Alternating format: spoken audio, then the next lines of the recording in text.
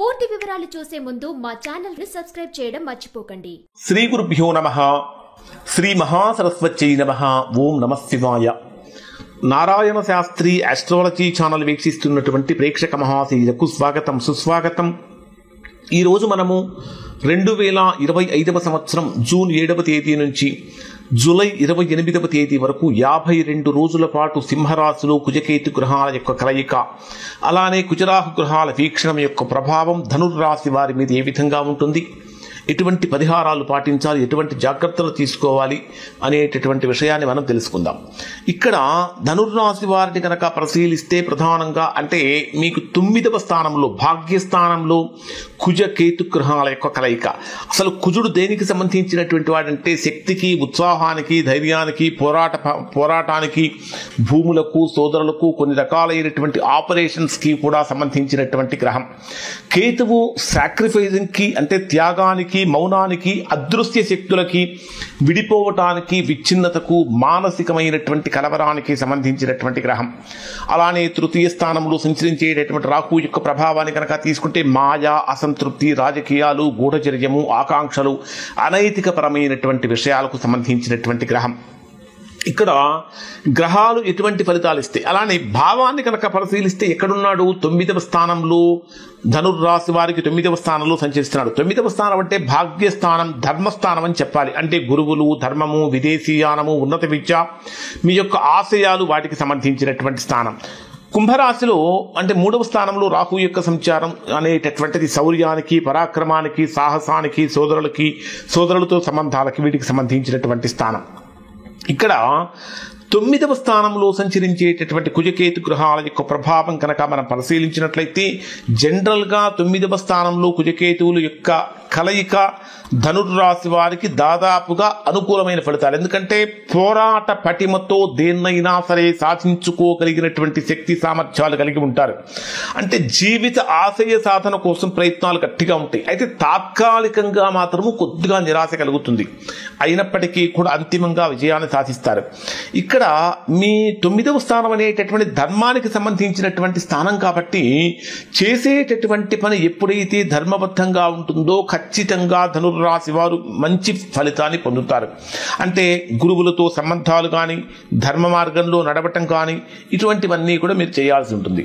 ఇక్కడ 3వ స్థానంలో రాహు యొక్క ప్రభావం సంచరించేటప్పుడు కుజ వీక్షణం రాహు మీద కూడా ఉన్నప్పుడు ఏం జరుగుతుందంటే భావోద్వేగంతో కూడినటువంటి నిర్ణయాలు తీసుకోకూడదు. అంటే ఆవేశంతో కూడినటువంటి నిర్ణయాలు పనికిరావు.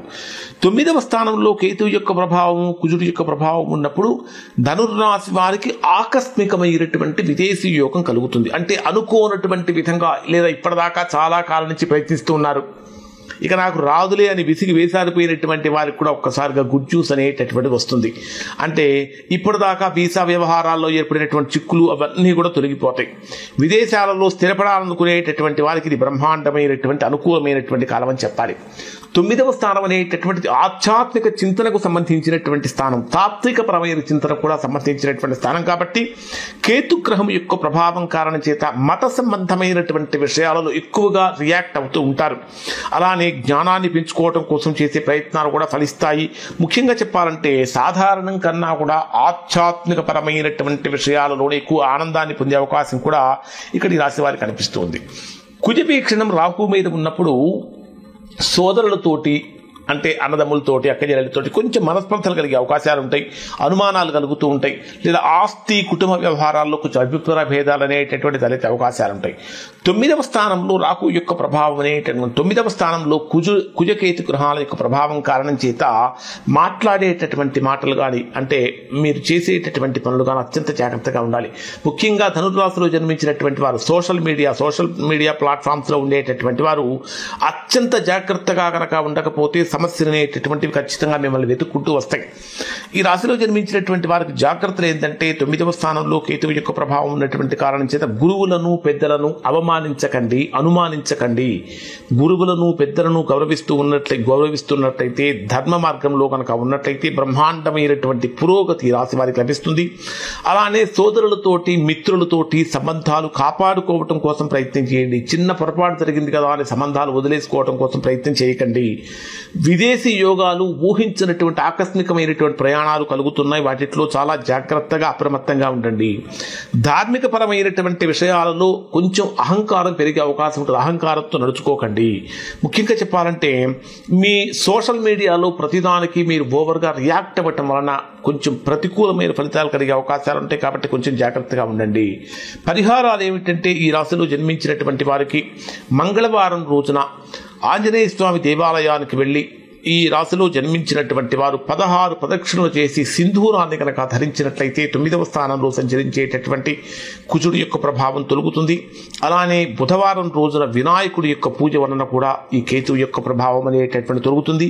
ఓవరాల్గా కనుక పరిశీలించినట్లయితే ఇది రాశిలో జన్మించినటువంటి వారికి బ్రహ్మాండమైనటువంటి అనుకూలమైన కాలం అని చెప్పాలి. ఆత్మవిశ్వాసంతో మంచి సెల్ఫ్ రెస్పెక్ట్ తోటి గొప్ప ఫలితాలు సాధించడానికి అవకాశం ఏర్పడుతుంది. ఇవి ధనుర్రాశి వారికి సంబంధించినటువంటి ఫలితాలు. శుభం.